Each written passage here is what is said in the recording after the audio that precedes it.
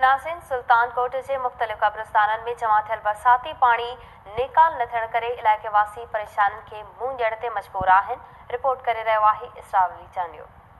शिकारपुर ज़िले जे तारीख़ी शहर सुल्तानकोट ॿियनि बुनियादी सहूलियतुनि खां त महरूम बणियल आहे, उते चौमासी जे बरसातनि चूंडियल नुमाइंदनि जी पथ वाइखी करे छॾी आहे। सुल्तानकोट शहर जे मुख़्तलिफ़ पहाड़नि में बरसात जो पाणी गोॾे जेॾो बीठल आहे। साॻिए वक़्तु सुल्तानकोट जे तारीख़ी क़ब्रिस्ताननि ॾाॾो लतीफ़ शाह क़ब्रिस्तान, पीर आक़िल शाह क़ब्रिस्तान, नाके वारो क़ब्रिस्तान ऐं भरिसां अमन शरीफ़ चोॾियों सदायो जे क़दीमी क़ब्रिस्तान दरगाह अशरफ शाह, पीर लाल शाह क़ब्रिस्तान में 3 खां 4 फुटनि ते बरसात जो गंदो पाणी तलाउ जी सूरत में बीठल आहे। क़ब्रिस्तान में फातह लाइ आयल माण्हुनि KTN न्यूज़ सां ॻाल्हाईंदे चयो त तक़रीबन सदियूं गुज़री चुकियूं आहिनि। हीअ असांजे ॻोठ जो वाहिद क़ब्रिस्तान आहे, पर हिन वक़्तु त इहा कंडीशन आहे त असां त रड़ी रड़ी थकी पिया आहियूं। वस वारनि खे बि अर्ज़ कया आहिनि त साईं हीउ जेको आहे क़ब्रिस्तान असांजो पाणी जे हेठि अची थो वञे पियो। हिन टाइम जेकॾहिं कोई बि माण्हू अलाह त करे ख़ैर जेकॾहिं उहो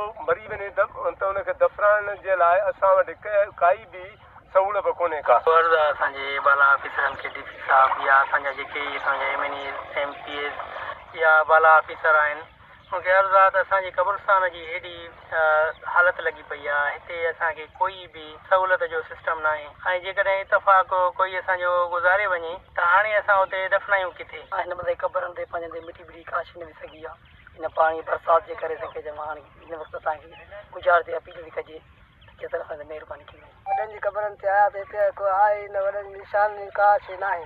असां अपील कई DC ऑफिसरनि खे असांखे वार कई। सुल्तानकोट जे शहरनि ज़िले इंतिज़ामिया ऐं चूंडियल MPA MNA खां मुतालबो कंदे चयो आहे त असांजे तारीख़ी क़ब्रिस्ताननि मां बरसात जो गंदो पाणी निकाल कराए ॾिनो वञे, जीअं असां पंहिंजे वॾड़नि जे क़ब्रनि जी शनाख़्त करे सघूं। साथी कैमरामैन अब्दुल गफ़ार सदायो सां गॾु इसरार अली चांडियो, KTN न्यूज़, सुल्तान।